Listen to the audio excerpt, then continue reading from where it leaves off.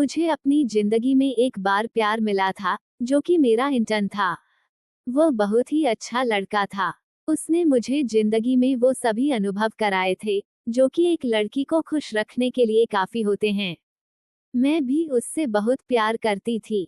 हालांकि हमारे परिवारों को हमारा रिश्ता मंजूर नहीं था, जिसकी वजह से हमें एक दूसरे से अलग होना पड़ा। कहते हैं न कि प्यार आपको जिंदगी के किसी भी मोड़ पर मिल सकता है। यह एहसास न केवल अपने आप में बेहद खास होता है, बल्कि आपकी कठोरता को कोमलता में भी बदल देता है। मेरे साथ भी कुछ ऐसा ही हुआ था। जब मैं पहली बार सरब बदला हुआ नाम से मिली थी, तो मैं एक प्रकाशन कंपनी में काम करती थी। वो वहाँ एक इंटर्न के तौर पर शामिल हुआ था। हमारा रिश्ता एक मेंटर मेंटी के रूप में शुरू हुआ था। वो घंटों मेरे साथ बैठकर हमारी कार्य प्रक्रिया को समझने की कोशिश करता था। उसे काम सिखाना मेरे लिए भी नया नहीं था। ऐसा इसलिए क्योंकि गर्मियों में हमेशा ही एक दो लोग इंटर्न के रूप में काम करने हमारी कंपनी में आते थे।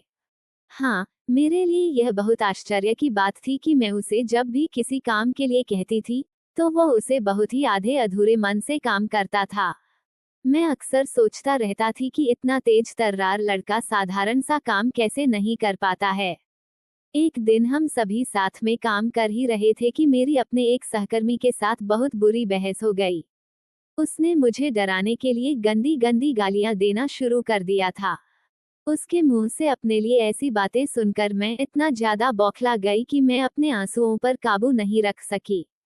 इस दौरान सरब अचानक से अपनी सीट से उठा और मेरे पास आकर बोला कि आप रो मत, मेरे साथ बाहर आओ। वो मुझे हमारे ऑफिस की बिल्डिंग के बाहर ले गया। हम दोनों ऑफिस से बाहर निकले और पास के एक कैफे में चले गए। इस दौरान हमने एक दूसरे से एक शब्द भी नहीं बोला। ऐसा इसलिए क्योंकि एक इंटर्न के सामने खुद को इतनी कमजोर स्थिति में देखने देने के लिए मैं एक बेवकूफ की तरह महसूस कर रही थी। लेकिन सच तो ये कि उसका ये कदम मेरे दिल को पिघलाने के लिए काफी था। हम दोनों बैठे ही थे कि उसने एक हॉट चॉकलेट मंगवाई। उसने मुझसे पूछा कि क्या मैं उसके साथ इसे साझा करना चाहूंगी। उसने मुझसे ये भी कहा कि मेरे पास ज्यादा पैसे नहीं हैं क्योंकि यह इंटर्नशिप हमें अच्छा भुगतान नहीं करती है। उसकी ये बात सुनकर मुझे हंसी आ गई। मैंने न केवल उसके साथ उस हॉट चॉकलेट का मजा लिया, बल्कि मेरे लिए चीजें एकदम से बदल गईं। इस घटना के बाद हम न केवल साथ में लंच करने लगे थे, बल्कि एक दूसरे के साथ बिताने के लिए हम अपने अपने सहकर्मियों से बहाने भी बनाने लगे। Coffee break, hot chocolate break और स्मोकिंग ब्रेक अब हमारे लिए आम हो गया था। हम अक्सर ऑफिस के बाद एक दूसरे से मिलने लगे थे। ऐसे में एक दिन उसने मुझसे अचानक से पूछा कि मैं उसके बारे में क्या सोचती हूँ। इस दौरान मैंने उससे कहा कि मैं तुम्हें बहुत ज्यादा बुद्धिमान और दिलचस्प मानती हूँ, लेकिन मुझे कभी यह समझ नहीं आया कि तुम सौंपे गए काम में अपना दिल क्यों नहीं लगाते हो।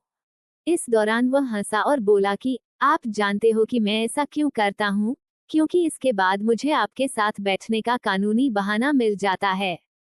उसकी इस बात को सुनकर मैं हैरान रह गई। इस दौरान मैंने केवल शर्माने लगी, बल्कि उसने मुझे प्रपोज भी कर दिया, जिसे मैंने एक झटके में स्वीकार कर लिया। उसकी इंटर्नशिप खत्म हो गई थी। वह वापस से अपने कॉलेज लौट गए, लेकिन इसके बाद भी हम रोजाना मिलते थे। सरब मुझसे 7 साल छोटा था। वह मेरे जीवन में वो इंसान था जो ढेर सारी मस्ती, उत्साह और पागलपन लेकर आया था। वो उस समय ड्राइविंग सीख रहा था।